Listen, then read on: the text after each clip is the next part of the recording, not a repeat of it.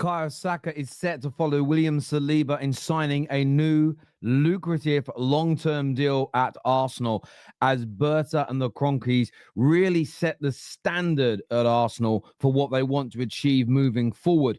We're also taking a look at Manchester United's new midfield signing in what I feel represents an amazing, not individual piece of business per se, but an amazing element of the club at the minute that we're developing that I think will yield some very, very, very good returns in the future. Plus, we're looking at Liverpool Football Club.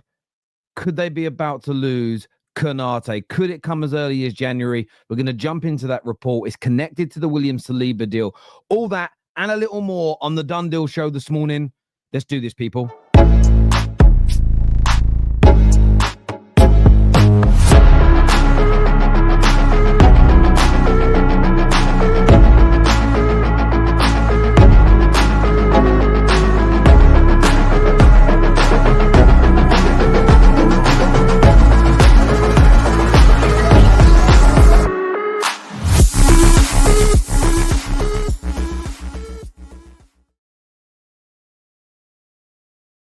Welcome back to the show, and a big shout out to our title sponsors, Match Bingo. Get yourself signed up now. You've got to be over the age of 18, by the way, but get yourself signed up. The Premier League games are back tomorrow. So we're giving away a 200% deposit bonus when you sign up and when you deposit on the account. It's an amazing game. There's the app just open there.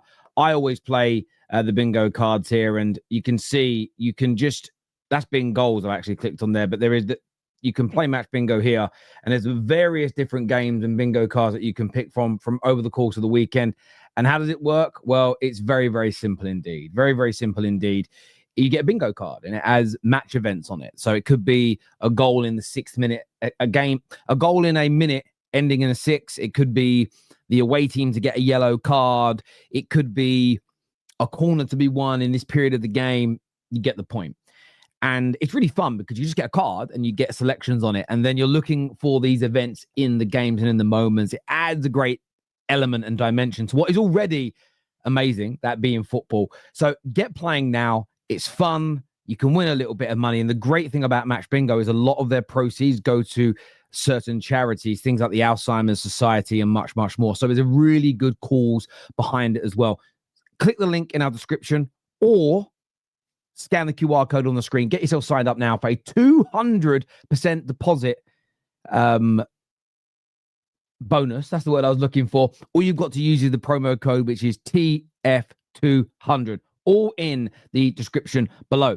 But let's delve into the news today. And I think a really big update is Bukayo Saka.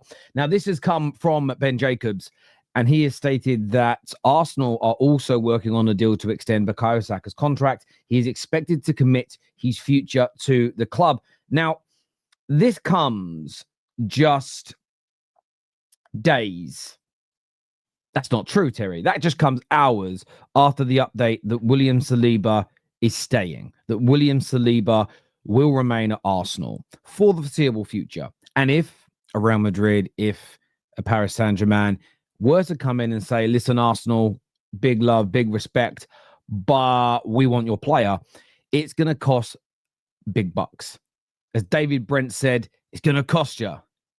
Talk about the Bunsen burner. It's going to be an earner. Has to be. Could even potentially be a record-breaking purchase of a centre-back. And that is the beauty and the importance of these contracts. One, I think the most important element, and Bukayo Saka's is no different.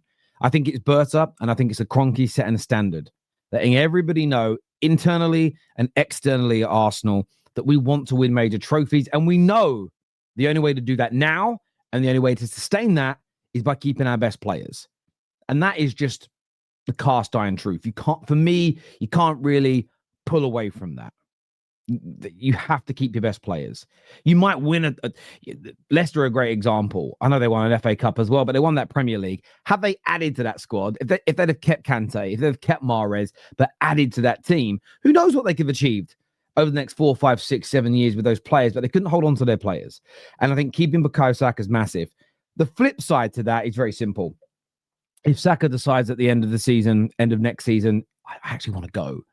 you're getting big money, which at the very least, I know a lot of football fans don't like the money side, the accountancy side, but there's this element of, well, at least you can get a big transfer and then reinvest that money into your squad. So I think this is absolutely huge on every single level. No surprise whatsoever. Saka loves Arsenal. Arsenal loves Saka, an amazing player. And I think most people with a active, functioning and working football brain kind of knew this was already coming, but big update indeed. Now, moving on from Bukayo Saka, I want to speak a little bit about Manchester United, because we have gone out and we have signed a brand new Colombian midfield player who is 17-year-old Christian Orozco. Christian Orozco, I think, is how his name is pronounced. The defensive midfielder is expected to officially move to Man United in July 2026.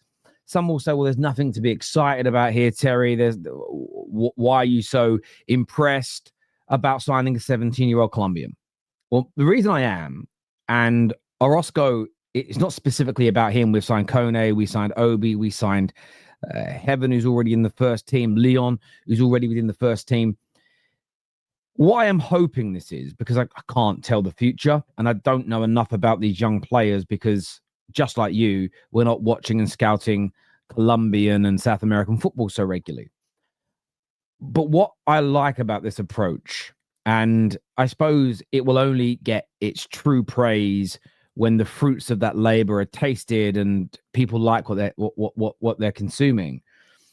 But I like the fact that we're out there looking for the next Caicedos, we're out there looking for the next Kantes, we're out there looking for the next top centre backs and central midfielders and strikers. And I like this approach. I look at it as though it's burning the candle at both ends, but for the first time in human history, a good thing.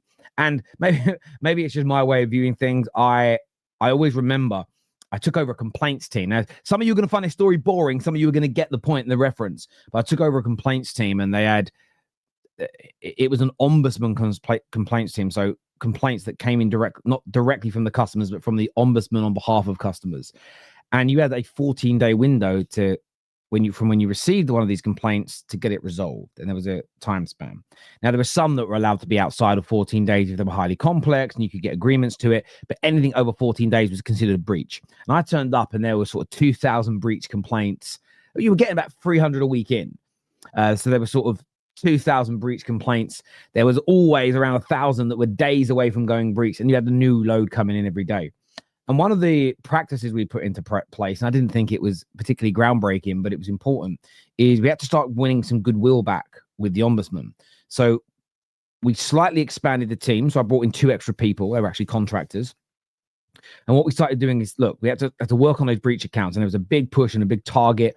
And we paid people a little bit extra, and we gave out some bonus incentives to can we look to close an extra like the idea was to close down an extra complaint each a day from 3 to 4. Could we get that done at a high quality? Because there was a bonus incentive, staff wanted to do it. So you had to pay for the privilege, but that's what you have to do when you're trying to rebuild a club, is pay. And what we did is we were shutting down these breach accounts, just 1 extra day per person. And across a team of 50 people, you're making a dent into that 2,000 mark. But what we also started doing with a small group of people is the day 1 complaints. We had a group working on them straight away. So what we started seeing was this element of, well, we can see you're making a dent into the backlog, but we're getting some really fast responses on the new things coming through. And that gave us some really good goodwill, which then meant when we wanted some extensions, we were getting them, and it made everything more manageable and made everything easier. And I like that sort of approach for me. And eventually you're burning the candle at both ends. And eventually we met in the middle, and we were getting most complaints shut within 5 to 6 days, which was a new record. There was barely any breaches. Great. Happy days. Terry got a promotion. Loads of people got bonuses. Everybody was happy. Great. That's how I look at what United are doing here with this type of signing. Okay, I see the parallels. Yes, you've got to go out and get your Mbumos and your Cunhas. You've got to go out and buy good quality first-team players. But I also think, and United fans have been asking for this, and football fans in general at their clubs, why drop 120 million on Caicedo? Why don't you buy the new Caicedo? Why don't you buy the player that's going to become that good ahead of time? And I think you have to get a balance in that because of where you're expected to be versus a Brighton in the league. But I like the fact we're doing this. This is what part of what I grew up watching Manchester United do, signing players that nobody really knew of at 16, 17, 18, bringing them in, nurturing them. Some worked out, some didn't, but I really do like this approach. I can't say much about Orozco, the player. I don't know anything about him, but I really like the approach. I just hope we're picking the right talent. But I'd love your views and I'd love your opinions on that. Now, what I also think is really interesting about United is another story today that came out that United are plotting a 60 million bid for Branthwaite as soon as January. Liverpool have also been credited as being interested in the defender. And I have a few people DM me about this. Do you think it's true? Could it happen? No. I don't think. Let's just have a quick look at this. Let's just have a little looky look here, right, at Branthwaite for a wee moment. Branthwaite, here he goes, right? Because I want to look at something about him. Talented player, 23 years of age. I think he's going to turn 24 at the end of this season. How many injuries is this? I mean, he's out now with another hamstring injury. 3 injuries last year, all related to his groin. So there's probably a connection in there as an example. The season before that, 2 or 3 games out injured. I mean, for a 23-year-old, he has already missed due to injury. I'm adding these up here. Games, it already adds up to 28, 29, 39, 42, 50, 52.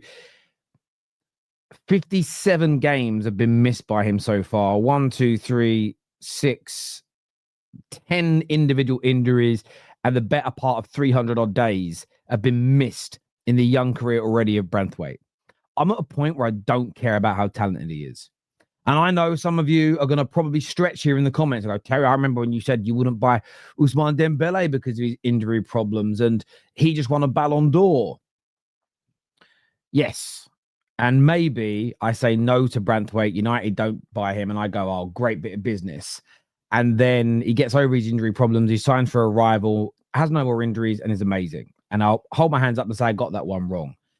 But I'm not going to ignore indicators. I'm not going to ignore facts because a player, as in Ousmane Dembele, and by the way, that was when people were saying, would you pay the 100 million to sign him? There's a big difference.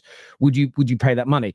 Van Persie's a great example. He did have a fully fit season before he came to United, but was very injury prone prior to that. At 20 million pound, it was worth the risk. If they wanted 80, if Arsenal wanted 80 million, I'd have probably said no. Just due to the fact that there could be, if you're going to spend 80 million, you may have found another striker in Europe as good with less injury problems, maybe a little bit younger as well. You've always got to weigh these things up. And by the way, love Van Persie, love what he did, but it's about the right price for the right talent at the right age. And the better you are at doing that, the teams that know how to buy properly and they factor in those parts, they typically do better than the teams that buy badly. And I just look at Branthwaite. Talented player, but I wouldn't call him I don't think he's world-class talent. I don't think he'll ever be world-class. 60 million is a big investment for a man that's has got so many injuries, been out for the majority of this season. I don't even know if he's kicked a ball yet this campaign. Somebody can tell me. He has kicked a... No, that's all seasons. No, he ain't kicked a ball this season. So I just look at these stories and my view is to ignore them somewhat. But of course, you guys sent it in to me and I said I would address it with my community. But no, I don't think it will happen. Now, moving on to Liverpool. This story here says that whilst Real Madrid saw William Saliba as totally prepared to make the step up to the club from Arsenal, it is not totally the case with Konate. It says some voices at Real Madrid's offices consider the Liverpool defender represents a sensational market opportunity because he would arrive out of contract and already with Premier League experience. However, there are other voices within the club to whom his signing does not generate the same confidence as Trent Alexander-Arnold, who arrived in a similar situation. And I think this is very interesting and very significant. I think Konate is a very good defender. I do. But he is he's another player who is a little bit of a walking injury. And although he would be a free transfer on paper, there is no such thing as a free lunch when it comes to football. You're paying, if you get a player for free, you pay massive signing on fees and you will typically pay much higher wages and bonuses. So you end up losing that money. And he does have a very, very extensive injury list. And it's never. He's had a couple back in his earlier days at Leipzig, 100+ days at a point when he had torn muscle fibers. But actually, the amount of muscle injuries he's had, at the minute he's out, he had a knee injury last year, sorry. Before that, thigh problem, muscle injury, knee injury, ankle injury, torn muscle fiber, torn muscle fiber. A lot of injuries. Missed a collective amount of days here. I'm adding up very quickly, 300, 400, nigh on 500 days missed, and the better part of over 100 games in his career missed already. This is something, by the way, he's been much better last year from January right through to the end of the season until now, no problems. But I still think he's a walking, ticking time bomb. And at 26 years of age, this will be the biggest contract he signs in his career. And I think Liverpool need to weigh this up too. Genuinely, I think they do. And I know that some Liverpool fans don't want to see him leave for free. But if I'm honest with you, I don't necessarily think it's the end of the world. Very talented player. Gonna turn 27 at the end of the season. Could the injuries get better? Maybe we're already seeing that. But could he be? My feeling is, I'm not going to put him in the Woodgate category, but I've got a feeling, just a gut feeling, if he goes to Real Madrid, I think he spends 2 of the next 5 seasons when you add it up together, not literally 2 seasons, but when you add up all the injuries, I reckon he misses at least 2 of those seasons. I think Liverpool should be looking beyond him, even if he wants to sign a new deal. The only reason I think Liverpool should agree a new deal is if they want to raise some money for him and sell him maybe the summer after. But I think looking at the likes of Guehi, probably now another centre-back with Leone's injury, I think is more sensible to Liverpool. But look, I want to get your views. I want to get your opinions on that in our comment section below. Until next time, everyone, take care. Goodbye. God bless. And we'll see you all again soon.